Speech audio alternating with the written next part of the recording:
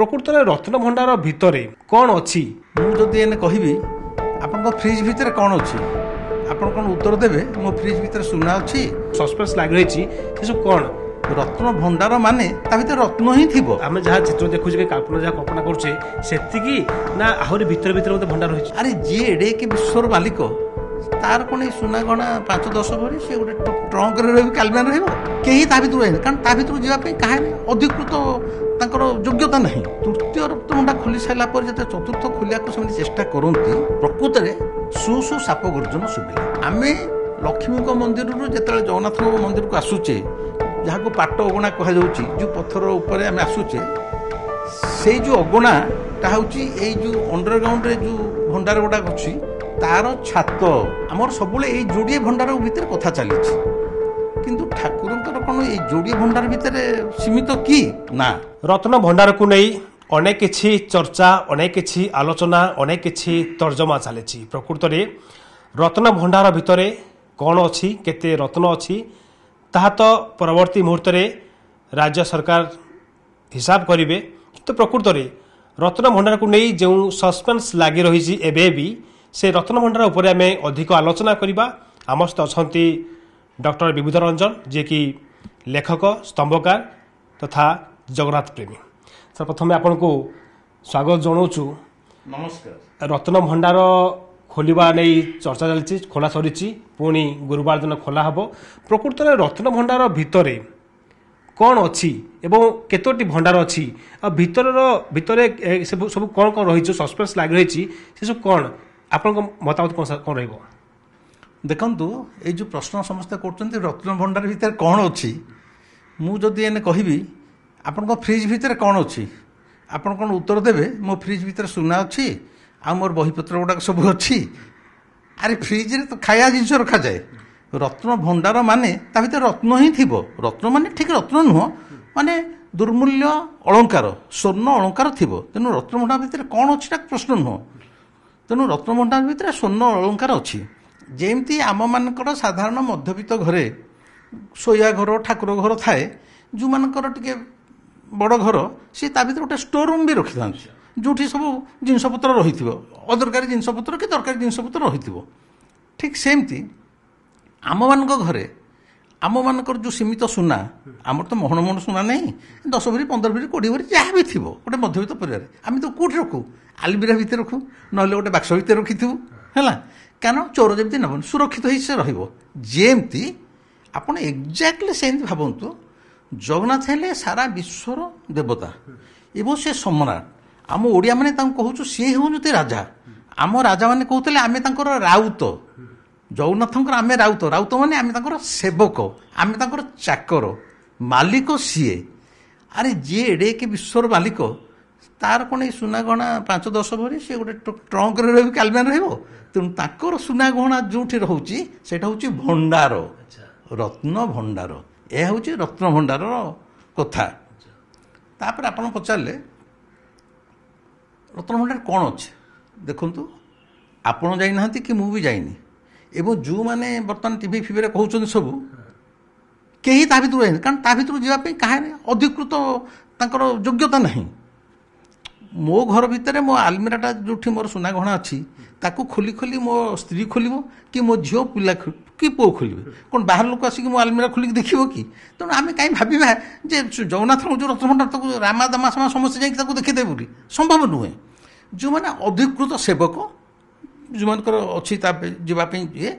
बा प्रशासनिक अधिकारी बा राजा राजड़ा समय जो कर्मचारी से मैंने जापे किंतु जेहेतु ता ना Ratna Bhandar it is not natural there has been tons and tons of gold ornaments inside that Ratna Bhandar प्रश्न उठुची आमे सिना मनीष रक्तमांस शरीर चाकरी करुचु टंका रोजगार करुचु किलापति खाऊचु एवं सुना सब आनिक जमाऊचु किंतु ठाकुर तो आमर काठर जदिओ सी जीवंता ठाकुर मु मानुची मोर अनेक बही में लिखुची सी जीवंता Thakur he is a living God है सी जीवंता ठाकुर एवं मनीष ठाकुर मनीषर जमी कार्यकलाप दांत घषा गाधवा शोवा जर हवा प्रेम करके प्रेमिका को ओडी आनिबा ये रुक्मिणी विवाह ओडी आनुले सब प्रकार होची सी भी मरुचंती किंतु सी तो फिजिकाली चलिकी कुआडे जाऊना काठर विग्रह तांकर एत आसला कुआड़ू सी कौ सुना दुकान जाइए सब किणुले। सर ये छोटा प्रश्न आसो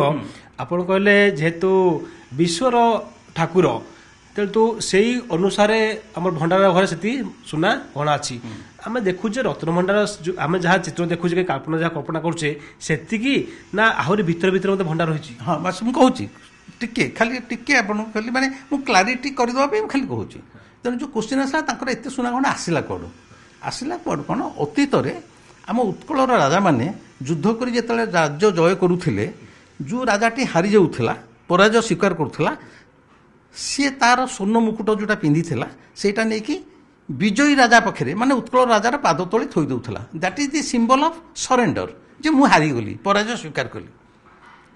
एमती इतिहास कहे रत्न भंडार भितर एभली 46टी पराजित राजा मानकर मुकुट रही 46 ता छड़ा जेतोले जेतोले अन्य राज्य को जय करिसंती से राज्य जो सुना अलंकार धन संपत्ति सबू 16टा हाथी रे राजा कपिलेन्द्र देव सब बोही जानिथिले सेतोले खाली राजा कपिलेन्द्र देव नुह जेउ जेउ राजा माने विजयी हे आसुथिले से जो संपत्ति के आणुथिले तांको निजर बोली रखुनथिले से कहउथिले संपत्तिर मालिक हेले श्री जगन्नाथ तेणु से भंडार भितर नहीं रखी दिया जाउथला तेणु जगन्नाथंकर रत्न भंडार ये विगत 1000 वर्ष भितर धीरे धीरे धीरे धीरे बढ़िया लगी सी को दुकान में किणिया को पड़नी है। अच्छा आपड़ आ गए प्रश्न पचारे जे आम जहाँ साधारण जानूचे केतेटा रत्न भंडार ता भीतर अच्छी देखु एबे खाली कहूँ गोटे बाहर रत्न भंडार भीतर रत्न भंडार बाहर रत्न भंडार जो जिनस थाए वर्षक ठाकुरंकर जहाँ जहाँ नीति प्रतिदिन दरकार हुए से गुड़ाक थाए एपरिक परदिन सुनावेश हे ठाकुर सुनावेशर जिते स्वर्ण अलंकार से गुड़ा से बाहर रत्न भंडार अच्छी तेणु वर्ष तमाम रत्न सिंहासन पर जो बेश होती यूजुअली जहाँ व्यवहार हुए से गुड़ा बाहर रत्न भंडार रही किंतु भीतर रत्न भंडार कौन है भीतर रत्न भंडार आउ जो अत्यधिक जो महण महण सुना गांठी जहाँ सब अच्छी जोड़ाक वर्ष तमाम व्यवहार आसे ना आपण को स्त्री 15 भरी सुना थी सी कौन प्रतिदिन 15 भरी सुना पकईकी रोषे करुच्ची बुलूची कि सी किसी नहीं कि रखीदे आलमीरा रे बा आजिकल आम कौन करें आम रखीदे लकर जहाँ दैनंदिन व्यवहार करें आम घरे रखीचे एक्जाक्टली सेमती ठाकुरंकर जोटा भीतर रत्न भंडार कहूँ जोटा खोला गला काली ना परदिन खोला गला पुणी खोला जीव गुरुवार दिन सेटा भीतर रत्न भंडार जहाँ भितर दैनंदिन बा वर्षक व्यवहृत होता अधिक सुना अलंकार भीतर रत्न भंडार रही आमर सब ये जोड़े भंडार भितर कथा चली किंतु ठाकुरंकर कौन ये जोड़े भंडार भितर सीमित कि ना 1962 जिते रत्न भंडार खोल जाता अतीत खोल जा 1803 खोल ग्रोमोर साहिब समय ब्रिटिश समय तापर 1926 खोल 1962 खोल 1978 शेष खोल 1962 जिते खोलाई से मु पंचम षष्ठ पढ़ुची मो स्पष्ट मन भी अच्छी पेपर बाहर से बहुत जहुरी सब आसी एपरिक आरब कंट्री भी आसी माने केवल इंडियन नुह बाहर बड़ बड़ जहुरी सब आसी से जो शुणु तो आपण प्रश्नर उत्तर है भितर 7टा रत्न भंडार अच्छी 7टा ये जो 7टा रत्न भंडार अच्छी बाहर रत्न भंडार छाड़ी दिंतु एवं अच्छी आउ गोटे खोला है ये जो गोटे खोला है आपर आउ 6टा अच्छी आपण मत प्रश्न करेंगे अनुमान करेंगे जे केमी 6टा अच्छे आमको प्रमाण दियो केते गोटे कथा अच्छी सबूर प्रमाण दे हुए मुझे आपन को पचारि आपणकर जेजेंकर जेजू को आप देखी कि आप कहने मुझे जेजू को देखी अर्थ कौन आप जेजेंकर जेजे नथिले जदि नथिले ये जेजेटी आसला कुआडू ये जेजे हूँ से जेजर डिसेंडेंट तेणु आमको केते गोटे जिन सबकि आखि देखा प्रमाण दे पारानी जमी लरे अच्छी सर्कमस्टेंशियल एविडेंस पारिपार्श्विक प्रमाण रे भी जड़े फाँसी पाई जाऊँगी आउ जड़े जी मर्डर कर जाऊँगी कौन 5टा लोक छिड़ा कुछ आस तुम मो प्रमाण तो मारी बोली ना एक्जाक्टली सेमती से समय जो मैंने पुराणा लोक विशेषकर मो जेजे ସେ ଜଣେ ଜଗନ୍ନାଥ ପ୍ରେମୀ ଥିଲେ, 85 ବର୍ଷରେ ମରିଥିଲେ। ସିଏ ମୋତେ ସ୍ପଷ୍ଟ ଭାବରେ କହିଛନ୍ତି 7ଟା ଭଣ୍ଡାର। କାରଣ ତାଙ୍କ ସମୟରେ ସିଏ 1885 ଜନ୍ମ ହୋଇଛନ୍ତି। 1885 ମାନେ 1926ର ରତ୍ନଭଣ୍ଡାର ଖୋଲା ବିଷୟ ସେ ଦେଖିଛନ୍ତି ଟୋକା, 1962 ବି ଦେଖିଛନ୍ତି, 1978 ବି ଦେଖିଛନ୍ତି, ମାନେ ବୁଝୁଛନ୍ତି ନା 1978 ଦେଖିଛନ୍ତି, 1970ରେ ଚାଲି ଯାଇଛନ୍ତି। କିନ୍ତୁ 1885 ଯେ ଜନ୍ମ ହେଇଛି ସିଏ କେତେ ଗୁଡ଼େ ଦେଖିଛି। ତାଙ୍କ ସମୟରେ ସିଏ ଖବରକାଗଜ ପଢ଼ୁଥିବେ, ଏନେ ଯେମିତି ଉଠୁଛି ପଡ଼ୁଛି ସଂସାର ରତ୍ନଭଣ୍ଡାର ତାଙ୍କ ଭଳି ସେମିତି ପଡ଼ୁଥିବ, ଯାହା ବି ପଡ଼ୁଥିବ। ତେଣୁ ଆମକୁ ତାଙ୍କ କଥାକୁ, ଆମ ପୂର୍ବପୁରୁଷଙ୍କ କଥାକୁ ବି ଆମର ଜେଜେଅଜାଙ୍କ କଥାକୁ ଗ୍ରହଣ କରିବାକୁ ବାଧ୍ୟ, କାରଣ ସେମାନେ ଆଉ ନାହାନ୍ତି ଏନେ, କିନ୍ତୁ କହିକି ଯାଇଛନ୍ତି। ଆଉ ବିଶେଷ କରି 1962ରେ ଯେତେବେଳେ ମୁଁ କହୁଛି ମୁଁ 65ରେ ପଢ଼ୁଥିଲି, 3ଟା ରତ୍ନଭଣ୍ଡାର ଖୋଲା ଯାଇପାରିଥିଲା। ଏଇ ଭିତର ରତ୍ନଭଣ୍ଡାର ଯେଉଁଟା ଖୋଲା ହେଇଛି ସେଇଟା, ତାପରେ ଆଉ 2ଟା। ତାର ତ ଆପଣ ତ ବର୍ତ୍ତମାନ ଜାଣିଲେ ଏଇ ଯୋଡ଼ିଏ ରତ୍ନଭଣ୍ଡାର ଏଇଟା ସୀମିତ ନୁହଁ, 3ଟା ପରେ ଆଉ ରହିଥିଲା 4ଟା। ତାହେଲେ ସେଇ ଯେଉଁ 4ଟା କାହିଁ ଖୋଲା ଯାଇପାରିଲା ନା, ନା ତୃତୀୟ ରତ୍ନଭଣ୍ଡାର ଖୋଲି ସାରିଲା ପରେ ଯେତେବେଳେ ଚତୁର୍ଥ ଖୋଲିବାକୁ ସେମାନେ ଚେଷ୍ଟା କରନ୍ତି, ଆଦୌ ତ ଖୋଲିଲା ନାହିଁ। ସେ କେଉଁ କାଳରୁ ମାନେ ଜଙ୍କ ହେଇ ସେ ତାଲା କ'ଣ, ସେଇଟା ବଡ଼ କଥା ନୁହଁ।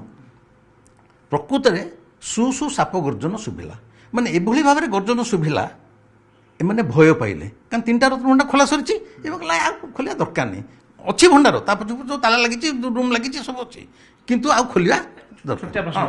ଆପଣ କହିଲେ ତା ପଛ ତାଲା ଲାଗିଛି, ଆମେ ଦେଖୁଛୁ ମନ୍ଦିରର ଯାହା ରହିଛି ସେଇଠି କେମିତି ସେ ରତ୍ନଭଣ୍ଡାର ରହିଛି, ତଳକୁ ତଳ ରହିଛି ନା କେଉଁ ପାଖରେ ରହିଛି, କେମିତି? ଆଚ୍ଛା, ନାଇଁ ଆପଣ ଏକଦମ ଭଲ ପ୍ରଶ୍ନଟେ କରିଛନ୍ତି। ଏଇଟା ସ୍ୱାଭାବିକ ମନ ଭିତରେ ଗୋଟେ ଆସିବ ଯେ ଏଇ 7ଟା ଭଣ୍ଡାର କେଉଁଠି ଆମେ କାହିଁ ଦେଖିପାରୁନୁ। ସେଇଟା ହେଇଛି କ'ଣ ଯେ ବାହାର ରତ୍ନଭଣ୍ଡାର ପରେ ଭିତର ରତ୍ନଭଣ୍ଡାରଠୁ ଆଉ ବାକି 6ଟା ରତ୍ନଭଣ୍ଡାର ଅଣ୍ଡରଗ୍ରାଉଣ୍ଡ, ମାଟି ତଳେ ମାନେ ମାଟି ତଳେ ସେ ଖେଳି ହେଇକି ଅଛି, ଆମେ ଦେଖିପାରୁନେ। କାହିଁ ଦେଖିପାରୁନେ? ଆମେ ଲକ୍ଷ୍ମୀଙ୍କ ମନ୍ଦିରରୁ ଯେତେବେଳେ ଜଗନ୍ନାଥଙ୍କ ମନ୍ଦିରକୁ ଆସୁଛେ, ଯାହାକୁ ପାଟ ଅଗଣା କୁହାଯାଉଛି, ଯେଉଁ ପଥର ଉପରେ ଆମେ ଆସୁଛେ, ସେଇ ଯେଉଁ ଅଗଣାଟା ହେଉଛି ଏଇ ଯେଉଁ ଅଣ୍ଡରଗ୍ରାଉଣ୍ଡରେ ଯେଉଁ ଭଣ୍ଡାର ଗୁଡ଼ାକ ଅଛି ତାର ଛାତ। ଆମେ ଛାତ ଉପରେ ଯିବା ଆସିବା କରୁଛେ। ଏଇ ଯେଉଁ 6ଟା ରତ୍ନଭଣ୍ଡାର ମାଟି ତଳ ଅଛି, ତାର ଯେଉଁ ଛାତଟା, ଆମେ ଛାତ ଉପରେ ଯିବା ଆସିବା କରୁଛେ, ଯେଉଁଟା ପାଟ ଅଗଣା, ଯାହା ଉପରେ ଶହ ଶହ ଲକ୍ଷ ଲକ୍ଷ ଲୋକ ଯିବା ଆସିବା କରୁଛନ୍ତି, ସେଗୁଡ଼ା ସବୁ ଅଣ୍ଡରଗ୍ରାଉଣ୍ଡ ଅଛି। ଏବଂ ଅଣ୍ଡରଗ୍ରାଉଣ୍ଡ ଅଛି ବୋଲି ମଧ୍ୟ ଆମର ଯେଉଁ ପୂର୍ବତନ ସହ ପ୍ରଶାସକ ରବୀନ୍ଦ୍ରନାରାୟଣ ମିଶ୍ର, ସିଏ ତ ଏବେ ଯାଇଛନ୍ତି, ସେଇ 2-3 ବର୍ଷ ତଳେ ଯାଇଛନ୍ତି, ସେ ମନ୍ଦିର ସହ ପ୍ରଶାସକ ଥିଲେ। 1978 ମସିହାରେ ଯେତେବେଳେ ରତ୍ନଭଣ୍ଡାର ଖୋଲା ଯାଇଥିଲା, ସେ ନିଜେ ଭିତରକୁ ଯାଇଥିଲେ, ଭିତର ରତ୍ନଭଣ୍ଡାରକୁ। ସେ ବୁଢ଼ା ଲୋକ ଏବେ ଯାଇଛନ୍ତି, ଜଗନ୍ନାଥ ପ୍ରେମୀ, ବହି ଲେଖିଛନ୍ତି। ମିଛ କାହିଁ କହିବେ? କ'ଣ ତାଙ୍କର ସେତେବେଳେ ମିଛ କରିବାର ଆବଶ୍ୟକତା କ'ଣ? ସେ ନିଜେ କହିଛନ୍ତି ଆମେ ଯେଉଁ ରତ୍ନଭଣ୍ଡାରକୁ ଗଲି, ତା ଭିତରେ ଦେଖିଲି ଗୋଟେ ସୁଡ଼ଙ୍ଗ ଅଛି। ସେ ସୁଡ଼ଙ୍ଗଟା ଫେରେ କୁଆଡ଼େ ଯାଇଛି? ସେ ସୁଡ଼ଙ୍ଗଟା କୁଆଡ଼େ ଯାଇଛି କ'ଣ ବୁଝୁଛନ୍ତି ତ? ତେଣୁ ସେ ସୁଡ଼ଙ୍ଗ ଉପରେ ମଧ୍ୟ ଆପଣ ତାକୁ ଗୁଜବ କହିପାରନ୍ତି, ଲୋକ କଥା କହିପାରନ୍ତି, କାହାଣୀ କହିପାରନ୍ତି, କିମ୍ବଦନ୍ତୀ କହିପାରନ୍ତି। କାରଣ ଯେତେବେଳେ ଗୋଟେ ଗୋଟେ ରହସ୍ୟ ସବୁଦିନ ପାଇଁ ରହସ୍ୟମୟ ହୋଇ ରହିଯାଏ, ତା ପଛରେ ସମୟ ସ୍ରୋତରେ ବହୁ କିଛି କିମ୍ବଦନ୍ତୀ, ଗୁଜବ, ଲୋକ କଥା, କାହାଣୀ ଆପେ ଆପେ ଯୋଡ଼ି ହୋଇଯାଏ। ଏଇଟା ବୋଧେ ସ୍ୱାଭାବିକ। ଯେଉଁ ରହସ୍ୟଟା ଫିଟିବନି, ସେ ରହସ୍ୟକୁ ନେଇ କିଏ କେତେ ପ୍ରକାର କଥା କହିବେ, ନୁହେଁ କି? ଯେମିତି ଏବେ ଅନେକ କହୁଛନ୍ତି, ସେ ବାଦମାନେ କହୁଛନ୍ତି ତା ଭିତରେ କୋକିଶାଳୀ ବହୁତ ଅଛନ୍ତି, ତା ଭିତରେ ମଣିଷ ମୁଣ୍ଡ ଅଛି, ଖପୁରି ବାହାରିଯିବ, ହେଲା, ସେ ଯାଇଛନ୍ତି ଦେଖିଛନ୍ତି କହୁଛନ୍ତି। ତେଣୁ ଏଇଟା ସ୍ୱାଭାବିକ। ତେଣୁ ରବିନାରାୟଣ ମିଶ୍ର କହିଲେ, ସହ ପ୍ରଶାସକ, 1978 ଯେତେବେଳେ ଭିତର ରତ୍ନଭଣ୍ଡାରକୁ ଯାଇଥିଲେ, ଯେ ତା ଭିତରେ ଗୋଟେ ସୁଡ଼ଙ୍ଗ ଥିଲା। ଏବଂ 1926ର ଯେଉଁ ଯାଇଥିଲେ, ରବିନାରାୟଣ ମିଶ୍ର କହିବା କଥା, ତାଙ୍କ କଥାକୁ ମୁଁ ଉଦ୍ଧାର କରୁଛି, ସେ ସୁଡ଼ଙ୍ଗଟା କୁଆଡ଼େ ଯାଇଛି ଭାଇ? ସେଥିପାଇଁ କ'ଣ କଲେ ନା, ସେଇ ସମୟରେ ଗୋଟେ ବଡ଼ ଶିକା ଅଣାଗଲା। ଶିକା ଆପଣ ଜାଣିଛନ୍ତି, ଆମେ ଚାଳରେ ସବୁ ଟଙ୍ଗେଇ ଥାଉ। ଗୋଟେ ବଡ଼ ଦୌଡ଼ିର ଶିକା ଅଣାଗଲା, ତା ଭିତରେ ଗୋଟେ ମଣିଷକୁ ବସି ଦିଆଗଲା, ତା ହାତରେ ଗୋଟେ ମଶାଲ ଧରେଇ ଦିଆଗଲା। ସେତେବେଳେ ସେ ଏଇଥରକ ରତ୍ନଭଣ୍ଡାରକୁ ଯାଇଛନ୍ତି, ମାନେ ସାଇନ୍ସ ଡେଭଲପ୍ କରିଯାଇଛି, ବିରାଟ ଫ୍ଲାସ୍ ଲାଇଟ୍ ଦୁନିଆ କଥା ଧରି ଯାଇଛି। ସେତେବେଳେ ତ ଗୋଟେ କିଛି ନଥିଲା ଭାଇ, କେବଳ ମଶାଲ ନହେଲେ ଦୀପ। ମଶାଲଟା ଧରେଇ ଦିଆଗଲା, ଉପରୁ 2-4 ଜଣ ସେ ଦୌଡ଼ଟାକୁ ଧଇଲେ।